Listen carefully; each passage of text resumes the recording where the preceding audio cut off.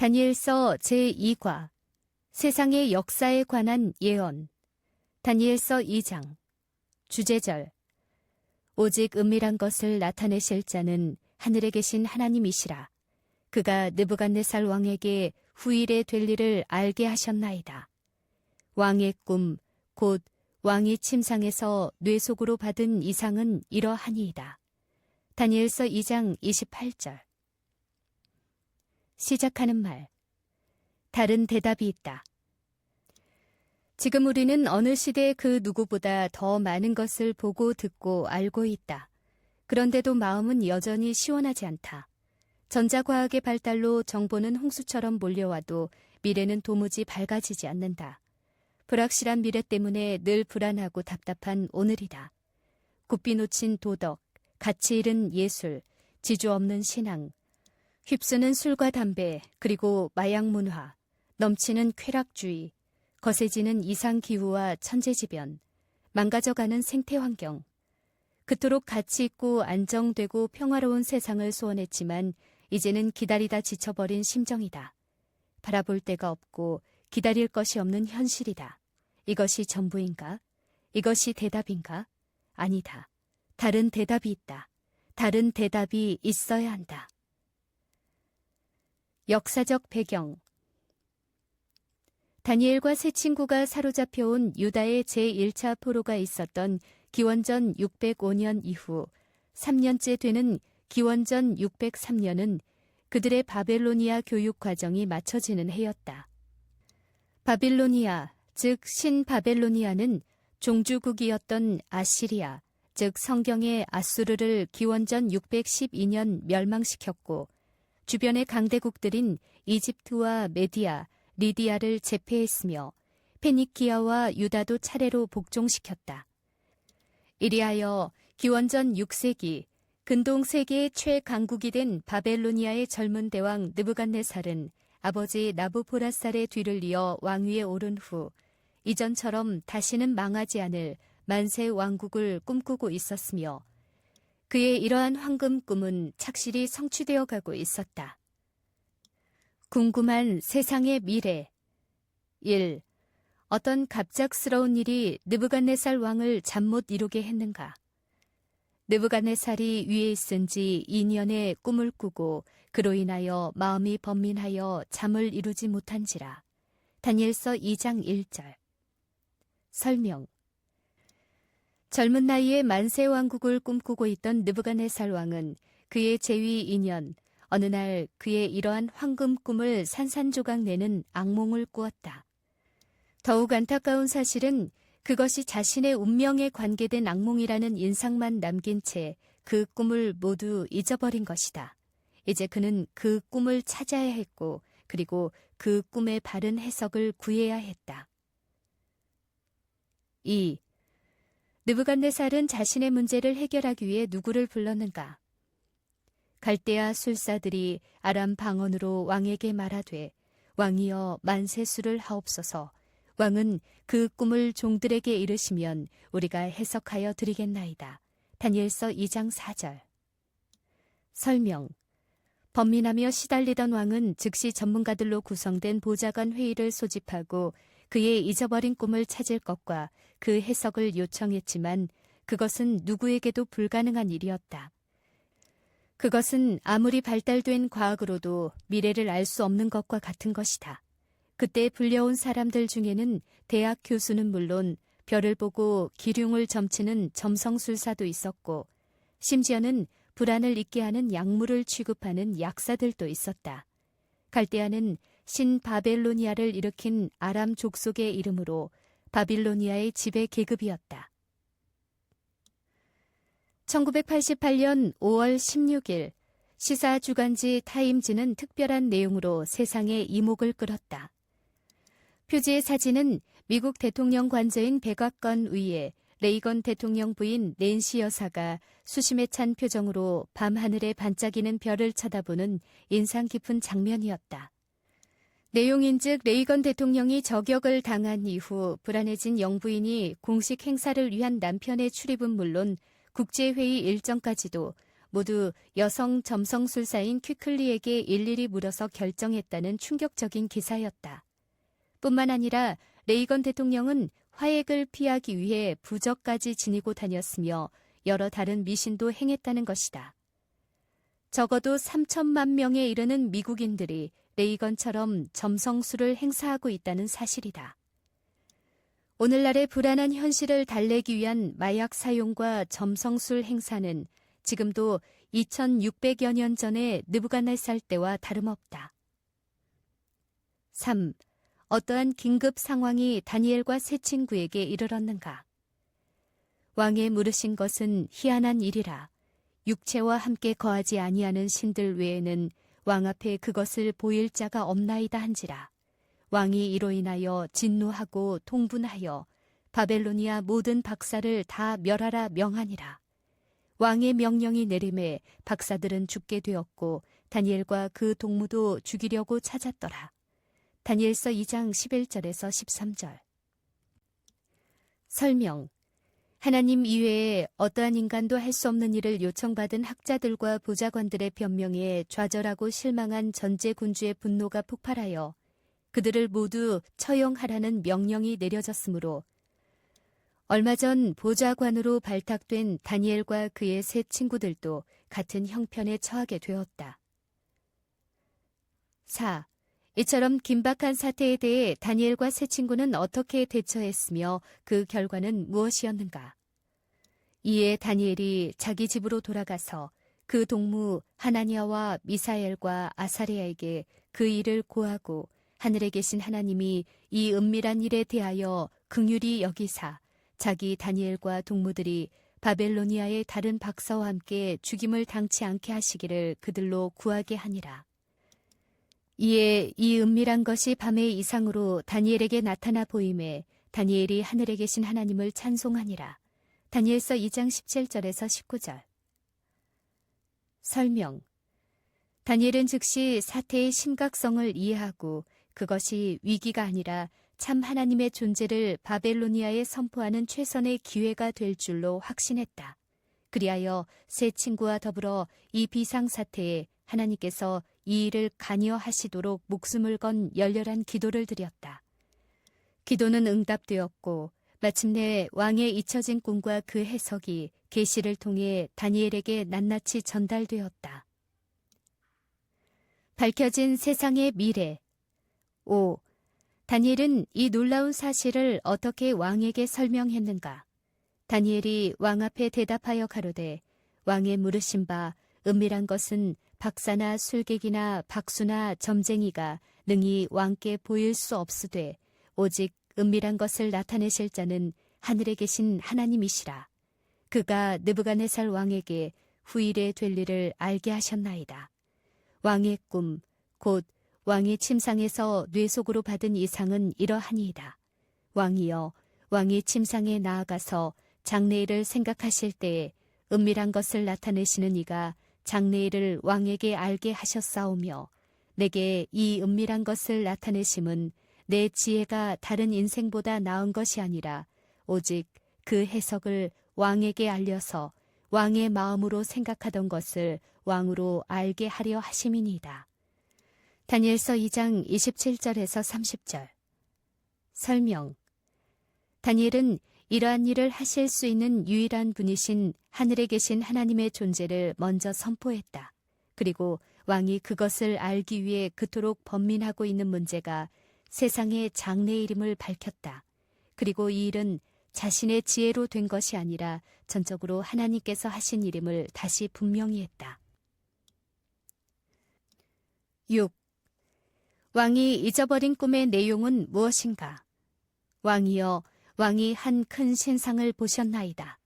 그 신상이 왕의 앞에 섰는데 크고 광채가 특심하며 그 모양이 심히 두려우니 그 우상의 머리는 정금이요, 가슴과 팔들은 은이요, 배와 넓적다리는 노시요, 그 종아리는 철이요, 그 발은 얼마는 철이요, 얼마는 진흙이었나이다. 다니엘서 2장 31절에서 33절. 설명.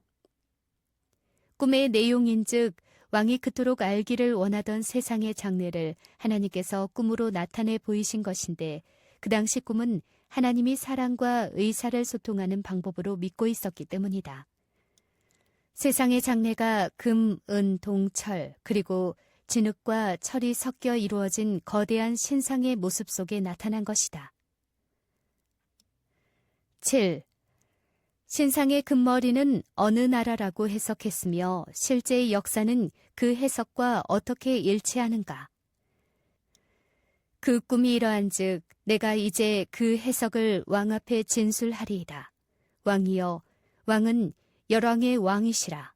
하늘의 하나님이 나라와 권세와 능력과 영광을 왕에게 주셨고 인생들과 들짐승과 공중의 새들 어느 곳에 있는 것을 물론하고 그것들을 왕의 손에 붙이사 다 다스리게 하셨으니 왕은 곧 그 금머리이니라. 다니엘서 2장 36절에서 38절. 금나라, 바벨로니아, 기원전 605년에서 539년.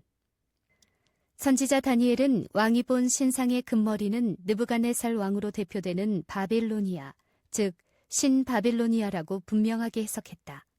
대홍수 직후 노아의 증손인 니무롯이 건설한 바벨탑을 중심으로 기원전 18세기 아모리아 왕 함무라비 대왕에 의해 이미 세계적 도시가 된 바벨로니아, 즉 성경의 바벨로니아는 또다시 기원전 6세기 갈대아인 느부갓네살 대왕에 의해 황금의 문화를 이룩한 고대 세계의 최대의 도시로 부상했다. 독일의 고고학자 콜더베이에 의해 18년간에 걸쳐 발굴된 바벨로니아의 그 장엄한 모습이 아직도 생생하다. 12피트 내지 26피트 두께의 2중 4중 성벽으로 겹겹이 둘러진 유프라테스강 위의 도시 바벨로니아 성은 난공불락의 요새였다. 아시리아의 수도 니느웨의 둘레가 7마일 반이었고 제정시대의 로마시가 6마일에 불과했음을 생각할 때 그 둘레가 10마일이나 되는 바벨로니아 성의 그 크기를 상상할 수 있다. 그 성 안에는 장엄한 복합 신전 에사길라와 300피트 높이에 이르는 신전 고탑 에테메나키가 들어섰고 고대 세계의 7대 불가사의 중 하나인 가공원을 비롯한 각종 건물들로 가득 찬 바벨로니아 성은 가히 고대 세계의 금잔이었다. 이러한 바벨로니아를 신상의 금머리라 한 것은 합당한 평가였다. 그러나 이렇듯 찬란했던 느부갓네살 대왕의 황금 꿈도 그 후 70년이 채 못되어 기원전 539년에 바벨로니아 성이 메디아와 페르시아의 연합군에 의해 함락되면서 한바탕의 백일몽이 되고 말았다. 느부갓네살의 악몽이 역사적 현실이 된 것이다. 8. 신상의 가슴과 양팔을 이룬 은나라는 역사적으로 어느 나라였는가? 왕의 후에 왕만 못한 나라가 일어날 것이요. 다니엘서 2장 39절. 은나라, 메디아, 페르시아, 기원전 539년에서 331년. 이제 근동 세계는 셈족의 나라 바벨로니아에서 인도 유럽 쪽으로 야베 쪽에 속하는 메디아 페르시아의 통치로 넘어갔다.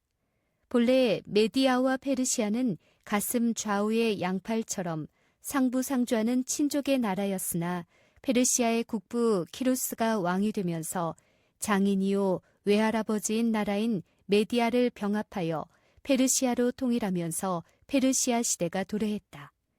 성경에는 이 연합국을 메데와 바사라 하였다. 에스겔 1장 19절, 다니엘서 6장 8절. 비록 그 영광이 바벨로니아의 찬란했던 황금 문화만은 못했으나 페르시아의 국력은 은을 화폐의 단위로 하여 최초로 실시한 징세 제도의 강력한 뒷받침으로 부국 강병을 이룩했다. 그러나 은나라 메디아 페르시아의 은빛 영광도 겨우 200년에 미쳐 알렉산드로스 대왕이 이끄는 마케도니아 헬라의 세계 제패의 말발굽에 짓밟혀 기원전 331년 허무하게도 종말을 고했다. 그 엄청난 은, 즉 돈의 힘을 가지고도 헬레스폰트 해협을 건너 쳐들어오는 헬라의 침입을 막을 수는 없었던 것이다. 9. 배와 넓적다리를 이룬 청동의 나라는 역사적으로 어느 나라였는가? 셋째로 또 놋, 즉 청동 같은 나라가 일어나서 온 세계를 다스릴 것이며 다니엘서 2장 39절 하단. 청동의 나라 헬라, 기원전 331년부터 168년. 헬라반도 북방의 마케도니아에 의해 통일을 이룩한 헬라는 알렉산드로스 대왕의 세계 제패의 젊은 꿈을 불태우며 삽시간에 근동을 뒤덮었다. 알렉산드로스 대왕은 헬라 문명의 화신이 되어 헬라의 청동 문화로 세상을 용해시켰다. 고대 헬라인들은 청동 재련에 탁월하여 청동 문화를 꽃피웠으며 청동 투구와 방패, 장창을 번뜩이며 헬레니즘의 홍수로 이집트에서 인도에 이르는 근동 세계를 장악했다. 그러나 젊은 나이에 세상을 정복한 알렉산드로스 대왕의 구릿빛 야망도 그 자신을 정복하지 못하고 승전을 자축하는 이딴 폭음 끝에 습지열에 걸려 33세를 일기로 요절함으로 졸지의 물거품처럼 그 꿈이 꺼지고 말았다. 기원전 168년 그의 조국인 마케도니아가 이탈리아 반도에서 일어난 신흥 라틴 민족의 나라 로마에게 패망함으로써 덧없는 종말을 고했다. 철나라 로마, 기원전 168년부터 기원 후 476년. 이탈리아 반도를 발판으로 지중해 세계의 새로운 주인이 된 라틴 민족의 나라 로마 제국은 역사가 에드워드 기본의 말처럼 철의 제국이었다.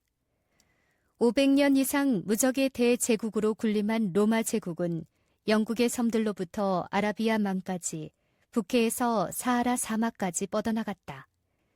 그러나 4세기 후반부터 시작된 북방의 게르만 민족의 대이동으로 2000마일 로마의 국경선은 힘없이 무너져 서기 476년 영원할 줄 알았던 철나라 로마 제국은 어이없이 넘어졌으며 다시는 통일될 수 없는 4분 5열의 열국 시대로 접어들었다. 강철 같은 라틴 민족의 대망도 다니엘서 2장의 예언대로 질그릇처럼 부서져 버린 것이다. 11. 철과 같은 넷째 나라 후에는 어떠한 역사가 전개될 것이라고 예언되었는가? 왕께서 그 발과 발가락이 얼마는 토기장이의 진흙이요 얼마는 철인 것을 보셨은즉 그 나라가 나누일 것이며 왕께서 철과 진흙이 섞인 것을 보셨은즉 그 나라가 철에 든든함이 있을 것이나 그 발가락이 얼마는 철이요 얼마는 진흙인즉 그 나라가 얼마는 든든하고 얼마는 부서질 만한 것이며 다니엘서 2장 41절 42절. 발과 발가락의 나라들 열국시대 기원 후 476년 이후 4세기 후반부터 시작된 게르만 민족의 대이동으로 북방의 울타리가 무너지기 시작한 로마 제국은 철의 강도를 잃고 흉상의 두 다리처럼 기원 후 395년 동서로 양분되었으며 이어서 476년 헤룰리의 용병대장 오토아케르에 의해 서로마가 멸망되면서 여러 나라로 쪼개졌다. 철과 진흙의 혼합인 발과 발가락 시대가 시작됨으로써 예언대로 유럽의 역사에서 제국시대는 끝나고 속절없이 동서 로마의 뿌리를 둔 열국시대로 접어든 것이다. 예언의 정확한 표현대로 열국 가운데 프랑크, 서고트, 앵글로색슨 등은 강한 나라들로 성장하여 그 나라가 얼마는 든든하게 되었으나 반면에 얼마는 부서질 만한 것이라는 예언대로 동고트, 반달, 헤룰리 등은 나라의 기반을 이루지 못하고 이합 집산이 되고 말았다. 발과 발가락에 해당하는 나라는 다니엘서 7장과 요한계시록 13장 1절, 요한계시록 17장 3절에 나오는 짐승의 열뿔과 같은 지상의 열국들이다. 지상의 열국들은 이러하다. AD 351년 게르만 민족의 부족 이름 알레마니, 지금의 나라 독일, 351년 프랑크, 지금의 프랑스, 406년 부르군디, 지금의 스위스, 406년 수에비, 포르투갈, 406년 반달, 아프리카. 408년 서고트, 스페인. 409년 앵글로색슨, 브리튼, 즉 영국. 453년 동고트, 이탈리아. 453년 롬바르드, 이탈리아. 476년 헤룰리, 지금의 나라 이탈리아이다. 12. 진흙과 철로 이루어진 발가락 시대의 특징은 무엇이며 그것이 역사에서 어떻게 이루어졌는가? 왕께서 철과 진흙이 섞인 것을 보셨은즉 그들이 다른 인종과 섞일 것이나 피차에 합하지 아니함이 철과 진흙이 합하지 않음과 같으리이다. 다니엘서 2장 43절. 설명. 진흙과 쇠로 섞인 것의 강조점은 분열과 불일치이다. 각기 성격이 다른 두 세력의 공존을 암시한다. 철처럼 강력하고 응집력 있는 제국이 진흙이 철 속에 유입된 것처럼 가장 쇠약하고 분열된 나라로 바뀔 것이다. 사실 역사상 가장 강력했던 제국 로마가 가장 연약한 나라들로 분열되었다. 13. 단일 화폐까지 발행한 유럽 연합은 성경의 예언과 어떤 관계가 있는가? 해답. 하나의 유럽을 목표로 하는 20세기 마지막 시도로 1957년에 결성된 유럽 경제 공동체 ECC는 1967년 이후에는 유럽 공동체 EC로, 지금은 유럽 연합 EU로 이름을 달리하며 발전해 오다가 1999년부터는 단일 화폐인 유로화를 쓰기에 이르렀다. 이것을 경제적 통합이라 한다. 2009년 12월 1일부터 유럽 헌법이 발효되어 대통령과 외무장관이 선출되었다. 이를 정치적 연합이라 한다. 유럽을 하나로 연합시키려는 시도는 과거에도 그랬듯이 일시적이고 부분적인 성공은 가능하다 할지라도 결국에는 내적으로 피차에 합하지 아니함이 철과 진흙이 합하지 않음과 같게 될 것이다. 14. 발과 발가락으로 표상된 열국시대의 마지막에 어떠한 극적인 사건이 있을 것인가? 또 왕이 보신즉 사람의 손으로 하지 아니하고 뜨인 돌이 신상의 철과 진흙의 발을 쳐서 부서뜨림에 때에 철과 진흙과 놋과 은과 금이 다 부서져 여름 타작마당에 겨같이 되어 바람에 불려간 곳이 없었고 우상을 친 돌은 태산을 이루어 온 세계에 가득하였었나이다. 다니엘서 2장 34절 35절. 15. 갑자기 나타나 신상의 발과 발가락을 쳐서 부서뜨린 돌의 정체는 무엇이며 사건의 진상은 무엇인가? 사람에게는 버림바가 되었으나 하나님께는 택하심을 입은 보배로운 산돌이신 예수에게 나아와. 베드로전서 2장 4절. 돌나라, 하나님의 왕국. 자칫 일어나기만 하면 졸지에 인류의 멸망을 가져올 핵전쟁의 공포가 세상을 뒤덮고 있다.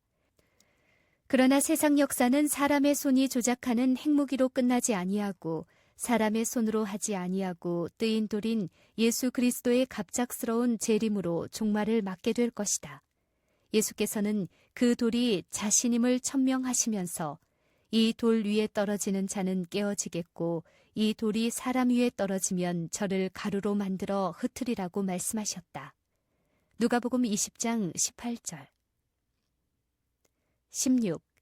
이 세상의 장래는 어떻게 될 것인가? 왕이 사람의 손으로 아니하고 산에서 뜨인 돌이 철과 놋과 진흙과 은과 금을 부서뜨린 것을 보신 것은 크신 하나님이 장래일을 왕께 알게 하신 것이라. 이 꿈이 참되고 이 해석이 확실하니이다. 다니엘서 2장 45절. 설명. 지금으로부터 2600여 년 전에 예언된 세상의 장래일에 관한 내용과 해석은 다니엘의 선언처럼 참되고 확실함이 역사를 통해 이미 입증되었다. 이제 남은 사건은 무엇인가? 예수 그리스도의 임박한 재림과 하나님 나라의 획기적인 수립이다. 18. 세상의 장래에 관한 해석을 들은 느부갓네살 왕의 반응은 어떠했는가? 이에 느부갓네살 왕이 엎드려 다니엘에게 절하고 명하여 예물과 향품을 그에게 드리게 하니라. 왕이 대답하여 다니엘에게 이르되 너의 하나님은 참으로 모든 신의 신이시요 모든 왕의 주제시로다. 네가 능히 이 은밀한 것을 나타내었으니 네 하나님은 또 은밀한 것을 나타내시는 자시로다. 다니엘서 2장 46절 47절. 설명. 너무나도 분명한 꿈의 내용과 해석에 대해 깊은 감명과 확신을 갖게 된 왕은 다니엘을 통하여 나타나신 유일하신 참 하나님의 존재를 인정하고 즉시 엎드려 경배했으며 다니엘을 왕의 수석 고문인 박사들의 어른으로 삼았고 다니엘의 세 친구는 도지사로 임명했다. 다니엘서 2장 48절 49절. 마치는 말. 확실한 재림과 준비. 왕이 사람의 손으로 아니하고 산에서 뜨인 돌이 철과 놋과 진흙과 은과 금을 부서뜨린 것을 보신 것은 크신 하나님이 장래일을 왕께 알게 하신 것이라. 이 꿈이 참되고 이 해석이 확실하니이다. 다니엘서 2장 45절. 2600여 년 전 다니엘서에 예언된 세상의 장래는 빈틈없이 성취되어 지금은 역사의 기록이 되었다. 이제 남은 예언은 사람의 손이 닿지 않고 떠낸 돌의 출현인 예수 그리스도의 재림과 하나님의 나라의 수립이다. 예수 그리스도의 재림은 신약 성경에만 300여 번이나 기록된 거짓말을 하실 수 없으신 하나님의 철석 같은 약속이며 성경의 결론이기도 하다. 계시록 22장 20절. 재림이 없다면 수천 년간 믿어온 하나님과 성경은 모두 거짓인 셈이다. 있을 수가 없는 일이다. 구약 성경의 모든 예언을 낱낱이 이루시고 2000년 전 분명히 초림하셨던 것처럼 재림에 관한 신구약 성경의 모든 예언이 남김없이 이루어지고 있으며 그분은 불어난 장래에 분명히 오실 것이다. 날마다 100여 종의 종이 멸절되고 있을 만큼 이미 회복이 불가능한 지구 환경의 파괴와 오염, 인구의 급증, 자원의 고갈과 인간의 부도덕과 파멸적인 핵 군비 전쟁. 그대로 방치하면 학자들의 말처럼 머지않아 인류는 자멸할 것이다. 그러나 인간이 자멸하기 전, 세상이 파멸되기 전 예수께서 재림하실 것이다. 죄의 결과인 죽음과 질병, 슬픔과 고통을 생명과 환희, 희망과 행복으로 바꾸기 위해 내가 진실로 속히 오리라는 성경의 마지막 약속은 끝내 지켜질 것이다. 그러나 이 영광스러운 그리스도의 재림, 세상의 종말은 각 사람의 선택에 따라 영원한 희망일 수도 있고 최대의 비극일 수도 있다. 그것은 재림하실 하나님의 아들 예수 그리스도를 지금 내가 나의 구주로 어떻게 받아들이고 어떠한 삶을 살아야 할지에 대한 개인의 선택에 달려있다. 대답은 분명하지 않은가? 그리스도라 하는 예수를 내가 어떻게 하랴? 마태복음 27장 22절. 내가 어떻게 하여야 구원을 얻으리이까? 주 예수를 믿으라. 그리하면 너와 내 집이 구원을 얻으리라. 사도행전 16장 30절 31절.